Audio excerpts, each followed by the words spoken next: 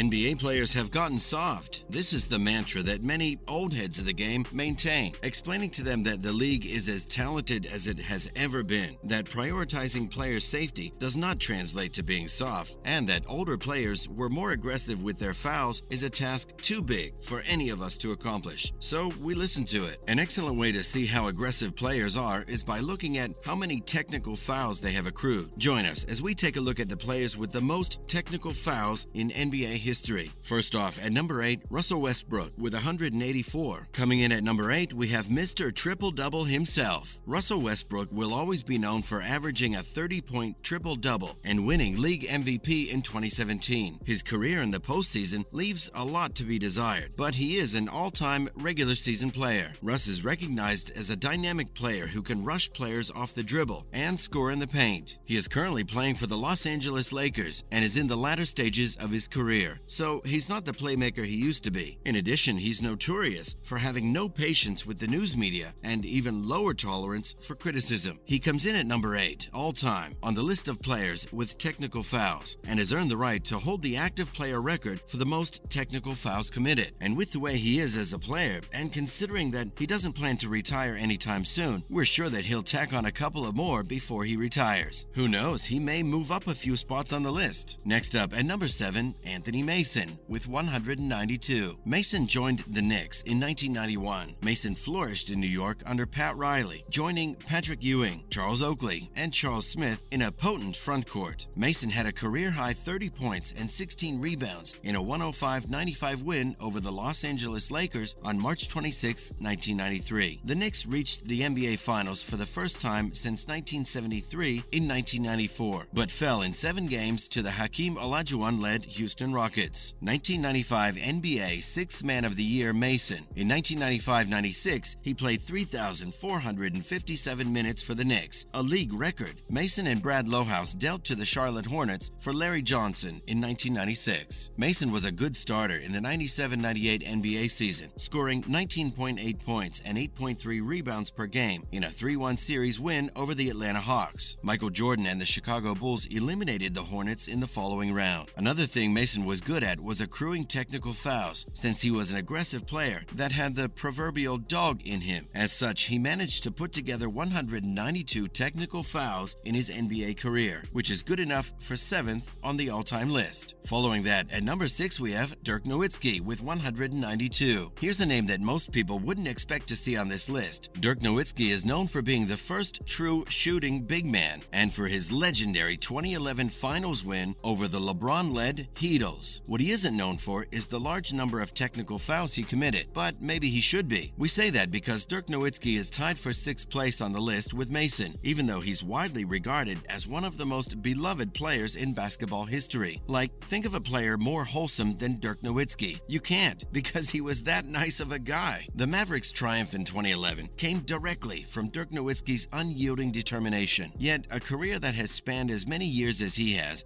inevitably been marked by several technical fouls. That is a recurring theme in this list. The longer a player plays, the more likely they are to end up getting technical fouls, regardless of whether they really were that aggressive as players. Nowitzki ranks 4th on the all-time list with 1,522 games played throughout the regular season. Next up, at number 5, Dennis Rodman, 212. Dennis Rodman is considered one of the best defensive players and rebounders in the sport's history. He was brave and combative, executed his role perfectly, and won 5 NBA titles with 2 different teams, the Chicago Bulls and the Detroit Pistons. In today's NBA, it's next to impossible to find unselfish players like Rodman, who only value the success of the team as a whole over their own individual honors. The Worm used to do everything in his power to gain an advantage over the opposing rebounder, to capture the rebound. This included elbowing, pushing, and shoving. As a consequence, the referees would frequently blow the whistle, which would cause Rodman to become aggravated. Considering his reputation, you'd think he'd be higher up on the list. In fact, if we had to make a blind guess, we'd guess him being at the top. After collecting his 2nd technical foul during the 95-96 regular season, Rodman infamously headbutted the referee Ten Benhart. This act earned Rodman's ejection from the game. He was fined an extra $1,000 for getting removed from the game, in addition to the $200,000 that his suspension for the next 6 games would cost him. Rodman comes in at number 5 on our list with a total of 212 technical fouls committed committed throughout his career. Following that, at number 4, Gary Payton, 250. Gary Payton was one of the best point guards of his time and the only point guard in the history of the NBA to win the Defensive Player of the Year award. Gary Payton was one of the best point guards of his generation. He was also one of the best trash talkers of all time and could get under the skin of opposing players with his comments. Suppose you give any attention to Payton's trash talking. In that case, there is a reasonable probability that you will become distracted from the objective at hand, which is to win the basketball game. This might be disastrous. When you play good defense and ignore the trash talking that goes along with it, the referee will make some questionable calls, and you'll feel like they're being unjust to you most of the time. Payton experienced this circumstance frequently, and as a result, he used to become angry with the refs for calling a foul. After that, he would get into an argument with the referee, which was when things would almost always turn out badly. Payton collected 250 technical fouls throughout his career, making him the only point guard in the history of the NBA to have received that many. Payton's career spanned more than 17 years. After that, at number 3, Rasheed Wallace, 317. There's a shock in store for you. The fact that Rasheed Wallace could make it onto this list is not shocking because most people probably had suspected, even before clicking on this post, that the NBA champion from 2004 would be included in this compilation. The fact that he's not ranked first on this list is a shock. During the 99-2000 season, Wallace was given 38 technical fouls. He then shattered his record the following term by accumulating 41 technical fouls, indicating that he has been given one technical foul for every 2 games that he's played. Let that settle in for a moment. When playing for the Portland Trail Blazers in 2003, he once again went so far as to confront referee Tim Donaghy after a regular season game because Donaghy had assessed a technical foul against him. As a result of this event, Wallace was given a suspension for 7 games. After his career was up, Wallace had accumulated as many as 317 technical fouls. Next up, at number 2, Charles Barkley, 329. Who would have guessed that a smaller than average power forward like Charles Barkley would end up on this list? If you're familiar with Charles Barkley and know that he was the type of person who never shied away from a battle, whether on the court or off the court, the fact that he is here should not come as much of a surprise to you. Barkley finished his career as one of the most dominant rebounders in NBA history. Even though he had a height much below that of the average power forward, Barkley stood 6 foot 6 inches tall. Chuck got kicked out of a game he was playing for the Houston Rockets against the San Antonio Spurs in the 1996 regular season after receiving his second technical foul. What is of greater importance in this situation is why he received the second technical that evening. Barkley caused a cut to appear on referee Jack Nye's nose by poking him in the nose, resulting in Nye receiving medical attention. This is only one illustration of Chuck's frustration in certain situations. Barkley's career in the NBA ended with 329 technical fouls, placing him in second place on this list. But even the feisty round mound of rebound wasn't aggressive enough to place at number 1. And finally, at number 1, Karl Malone with 332 technical fouls. There's no question that Karl Malone is among the best power forwards the NBA has ever seen. Because of his height and deft movement, he was a nightmare for opposing teams to play against within the paint. Because he played during the 80s and 90s, he and the Utah Jazz competed against some of the most formidable teams in the history of the NBA. The mailman had powerful elbows and never once hesitated to throw them at other players. He was known as the mailman. Isaiah Thomas, a guard for the Detroit Pistons, required 40 stitches after being elbowed by Malone during the 91-92 NBA season while the two teams were competing against each other. Thomas missed the next 2 games for the Pistons. As a result of this egregious and reckless foul, Karl Malone received a fine of $10,000 and a game suspension for 1 game. Malone was well known for fighting with the referees about foul rulings, which resulted in him receiving a technical foul most of the time. As a result, he routinely racked up many fouls during the games. Malone is currently in first place on this infamous list, with 332 technical fouls accrued throughout his career spanning 20 years. So there you have it. Charles Barkley has more technical fouls than Dennis Rodman, and our life has been a lie. Still, it shows that players that play the longest usually end up with the most technical fouls. As always, remember to like, share, and subscribe.